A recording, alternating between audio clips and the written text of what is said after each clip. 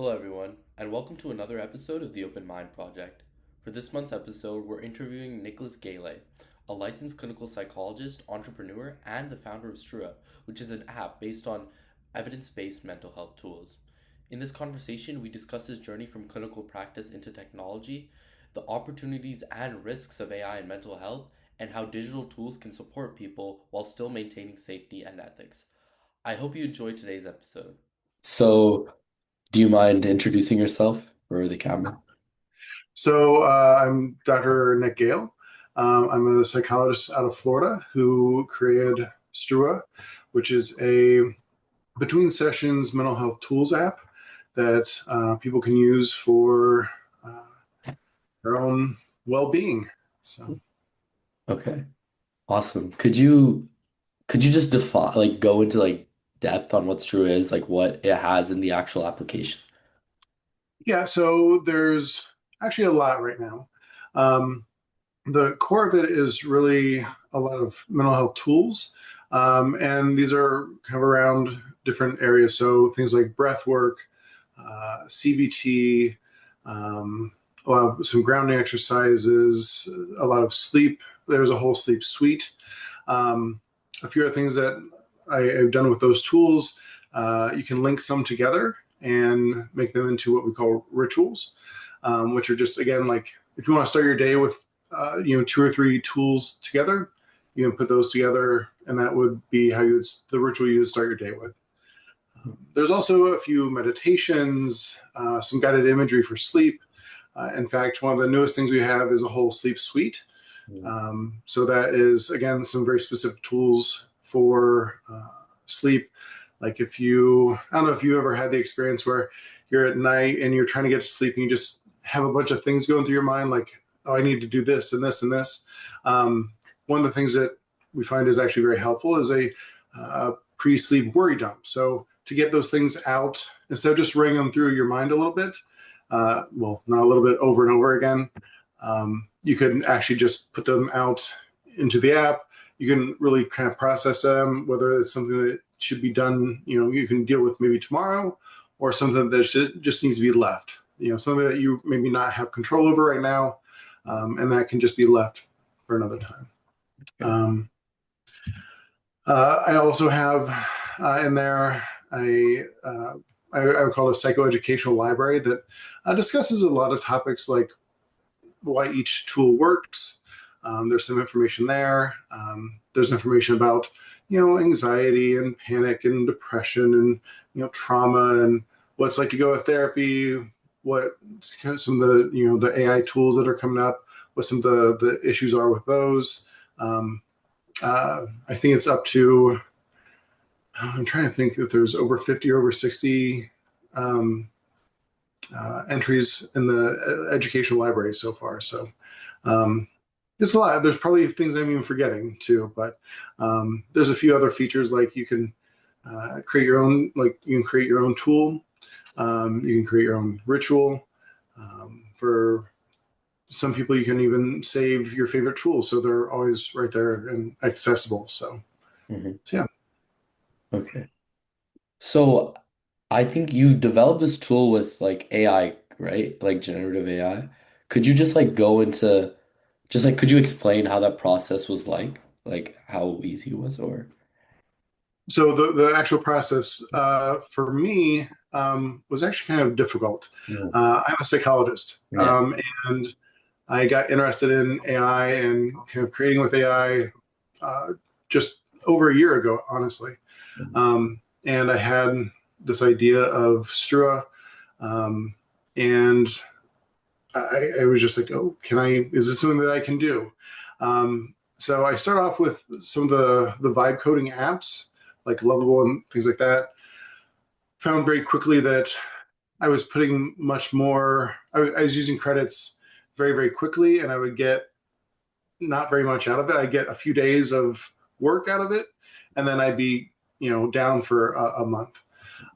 So around, I think it was probably December-ish, November, December of last year, I was wondering if I could really do this on my own. So again, I went to AI to kind of figure out what that would look like.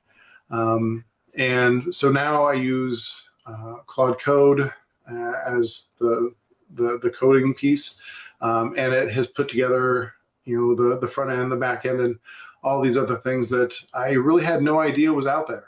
Mhm. I didn't know how you published. I didn't know what a GitHub was. I didn't know how you published a website. I didn't know how you published an app. I didn't know how you made changes. So I really, this whole process has really been a learning experience. Um, every time I kind of step outside of my comfort zone, feel very lost, very confused, and kind of stupid. And then I do a lot of learning, a lot of reading, a lot of watching on videos to try and figure out how to better do what I'm trying to do. And then I feel a little bit better, and I feel like I got it. Mhm. And then the next hurdle comes, and I just repeat the same thing. So then after getting it all together, and then I had to launch it. Mhm. Okay, well, that was the whole thing because I never really, when I was building it, I never really thought about, well, how am I going to get this out in front of people? Mhm. So then it was, again, the same kind of process to try and figure out, okay, well, what do I do now? So, Mhm. Okay. Wow. It sounds like it was like a pretty beneficial thing for you then. Like, oh yeah, I have. My wife has always said that we've always joked that this is it's just going to be it's a fun time. It's something that I enjoy doing, even if I weren't making anything on it. Um, it would still be something I would be doing. It's just so much fun to have an idea and see it come to fruition. okay. And I'm really a lifelong learner. Um, and then this is just kind of continued because, again, it's something that I was not very uh, confident at. It was something that I had really very little knowledge about. Um, and just, I'm learning something new every day. Every day I'm doing something new. I'm trying to work on some of my workflows, trying to improve something here and there.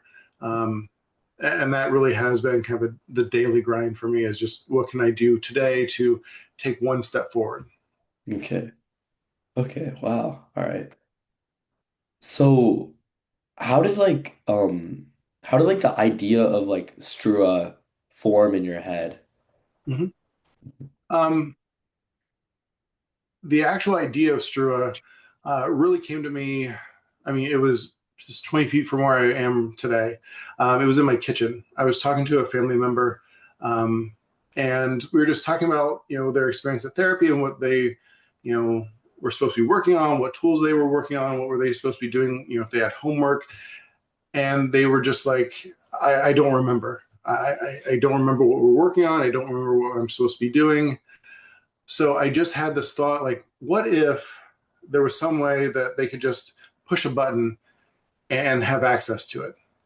Um, so that's really how the idea was born. Um, I took that idea and I, researched some tools and put it together. And the first iteration of Strua was actually called Selfcraft. I hated the name, and I put together, and it was a shell of what it is today. But it worked. I mean, it was functional. But then I kind of took a break and worked on some other things for a little while.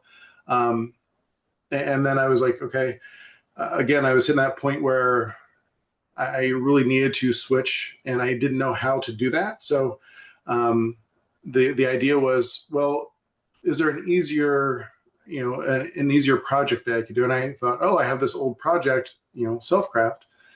Maybe I could just do that because I had a lot of it kind of already done, and I just needed to use it to kind of figure out how to make all these working parts work together. Again, with GitHub and publishing and all that. Um, so yeah, I did a few things. I rebranded it Strua, um, and then a few months later, here we are. So Okay. Okay. So, okay, nice. How did like sorry, you talked about I think this was a while ago, but you talked about CBT and like DBT. therapy Mhm. in Strua. Yeah. Could you just explain what that is? Yeah. So if you break it down, CBT is really looking at how your thoughts, your feelings, and your behaviors kind of all interact. Um, and kind of looking at different pieces. So, uh, a good example is what I call the one or cognitive worksheet or the thought record. So you're having a really bad day. You have this situation that's going on, and you're having some very strong feelings. So what it does is kind of work you through. How are you thinking about that? Are there any what we would call cognitive distortions? So are you looking at things very black and white? Are you assuming things that maybe you shouldn't be assuming? Like, oh, this person, my boss is after me and wants to fire me. And really looking at some of the thoughts that you're having and trying to recognize how that's making you feel, and then see if you can find a more balanced thought, um, which usually brings about a more balanced emotion. DBT really looks at more when your emotions feel very big and feel like maybe they're more out of control. So it brings things in like mindfulness, uh, emotional regulation, distress tolerance, to help you, one, identify and just look at, oh, I'm having this emotion. Um, Sometimes just being mindful of it and not judging it can be very helpful. Um, and then really looking at how can I sit with this emotion. And sometimes it can just be emotions come and go. No emotions stick around.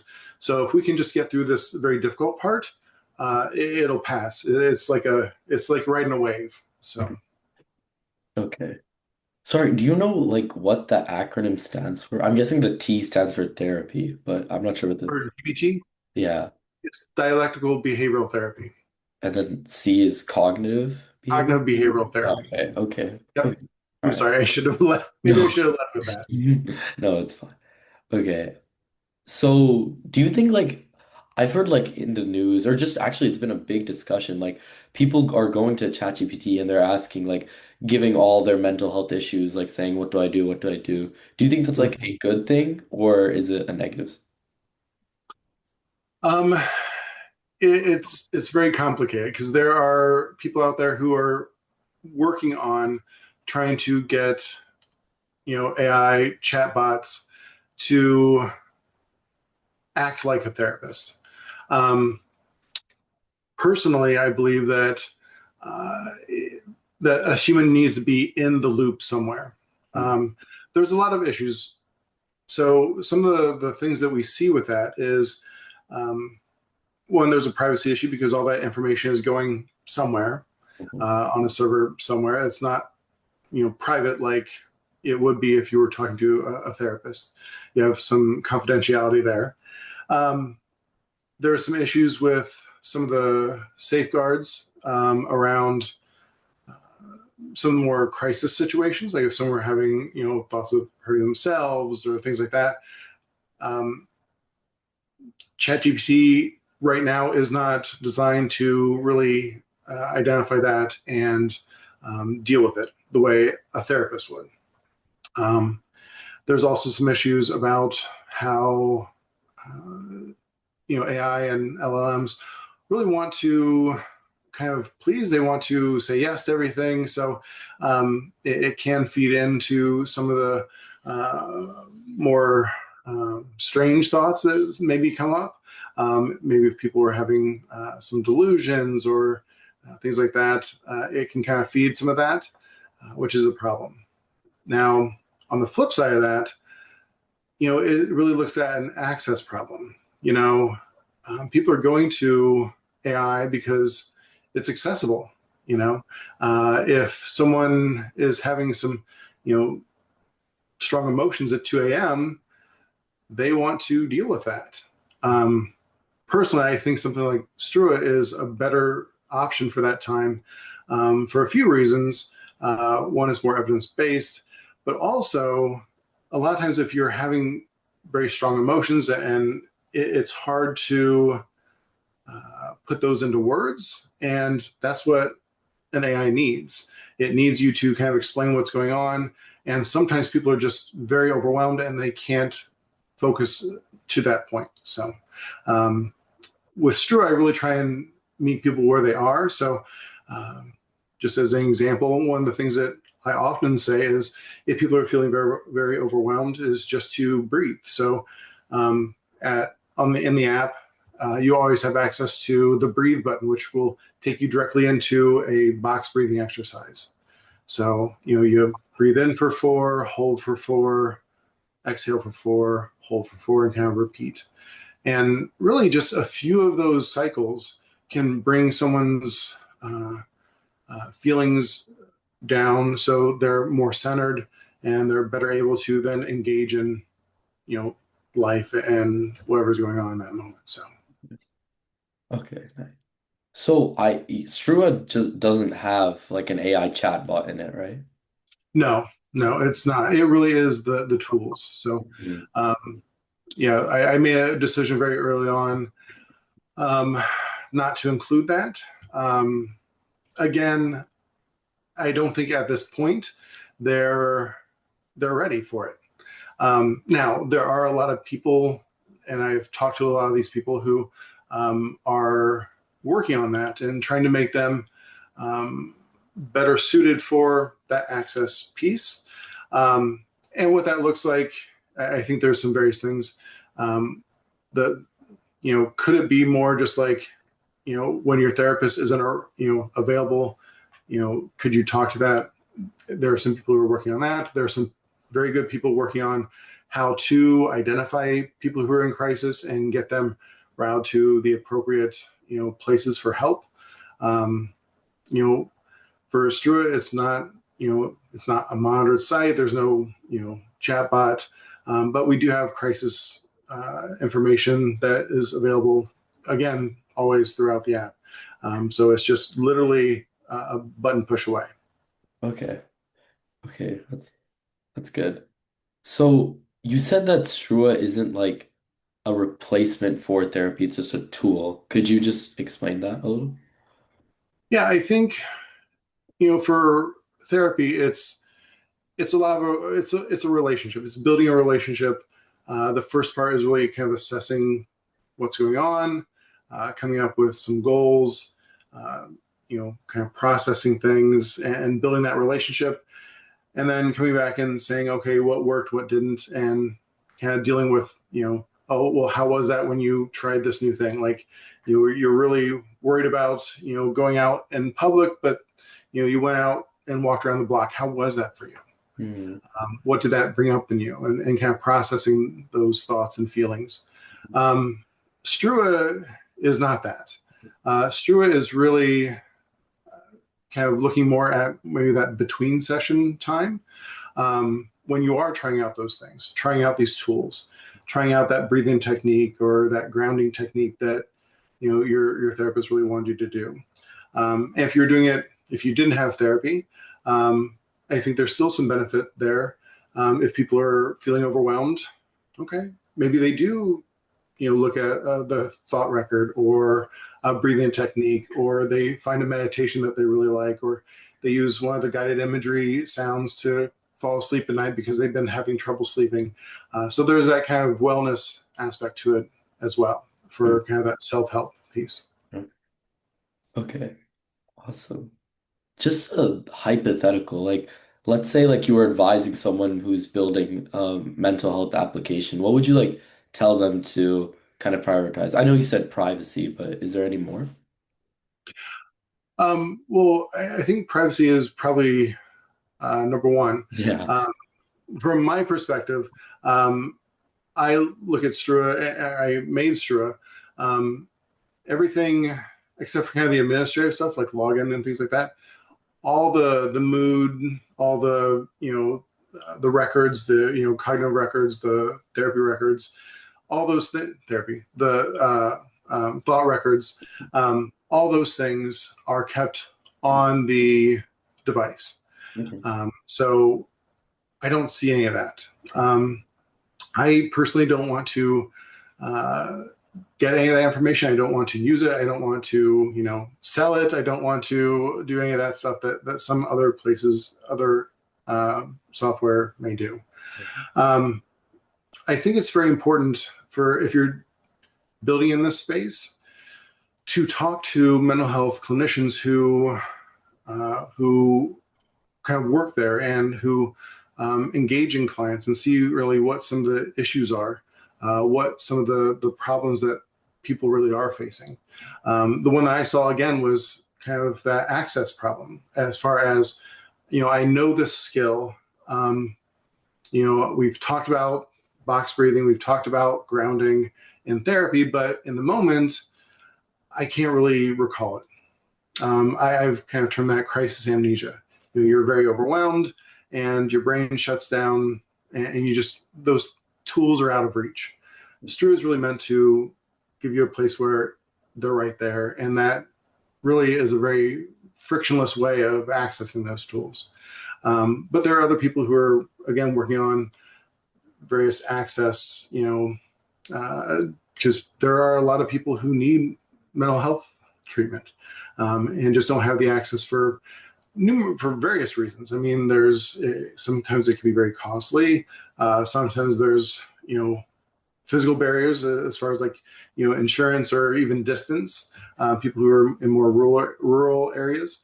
And even kind of more culturally, I think it's become more accepted, but I still think there is some stigma around mental health. Okay. I just realized that we haven't talked about your psychologist aspect yet. I mean, Mm-hmm. I feel like we should have discussed that at the start, but okay, Sure. well, it's fine. I guess better late than never. So, what inspired you to become a psychologist? Mm-hmm. Um, I've always been very comfortable talking to people about kind of very difficult things. I grew up in some situations where I was providing a lot of support for people who were struggling with mental health. Um, One of my earliest memories, kind of in talking to people, was in high school. I was talking to a friend who it was probably midnight when they called me, and we stayed up literally all night just talking about what was going on. They were having some very strong emotions, and it was definitely my first kind of crisis situation.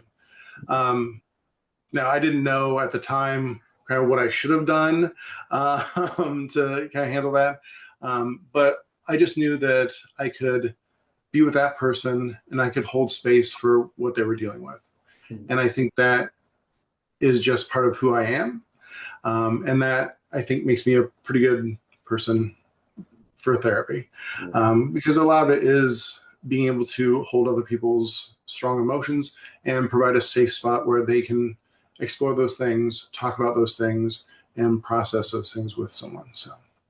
Okay. So yeah, that's kind of what I've done. So. So, would you say you're because you've been almost 20 years you've been a psychologist. So, do you think that feeling of being able to be there for someone, being able to understand their emotions, is that what keeps you passionate? I think that keeps me involved Mm. with the people that I see. I think what keeps me passionate is to see people who are struggling and to really have some kind of aha moments and to make actual change. Mhm. I think that is very rewarding. It's kind of like I don't know if this is the best way to describe it, but someone who's trying to learn how to ride a bike, and they're trying out these different things, they're trying out these different behaviors, and then they start getting it, and then it's like you feel very happy for them that they're able to then kind of do the things that they weren't able to do before. All these things that you've been working towards, they're able to do that. And I really look at my job in some way is to replace myself. Like, I don't want someone to be in therapy with me for 20 years. I want someone to come in, uh, do some treatment, and then get what they need to get out of that, and then move on with their life. And then they can use, the new tools that they've learned or the new skills that they've learned or their, those things that they've learned and challenged and processed in therapy to then kind of go live their life. And if something comes up later on and they need more therapy, then come back, sure. Hmm. But I don't look at therapy as being something you are in for years and years and years and years. Okay. Okay. So, do you recommend Strua to your patients or? Um, like, how should I put this?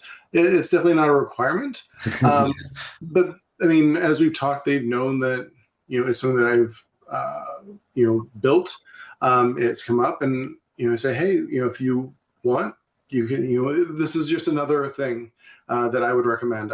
These are things that, I mean, thought records I used to hand out as a worksheet. We've talked about mindfulness. We've talked about breathing. I've been in situations where, I think it was Buddha.net. It was a long time ago, but, I have talked to people about, look for a loving kindness meditation on YouTube, something. So these are all things that I've used in the past. So this is not necessarily something that's changed. It's just kind of a place that I can point them to and be like, hey, here is something that you can use. Okay, that's good. All right, just like a few final questions. Um, so what would you say is like, do you think like a mental health crisis do you think it's on the rise in like these past few years, or do you think it's gotten better? Um, I think we've seen definitely a rise in some mental health issues. I think there's many, many reasons for that. You look at, social media. I'm not blaming any one thing, but I think social media has brought people together and exposed people to a lot of things. Um, I talked to a lot of people who feel like, they are missing out on things because they see all their friends have these wonderful lives. And I just want to keep explaining to them that, you know, that is a very, that is online life. Like you're looking at the very best pictures of all those things. That's not what everyone lives all the time. I think uh, issues with like, COVID and how that kind of had a massive worldwide impact. It kind of was very traumatic for a lot of people, and just that, especially kids growing up and how that has shifted things kind of socially. So there's many many reasons for a lot of this, but yes, overall, I think we have seen a lot more of a rise in the need for mental health. Okay. Okay.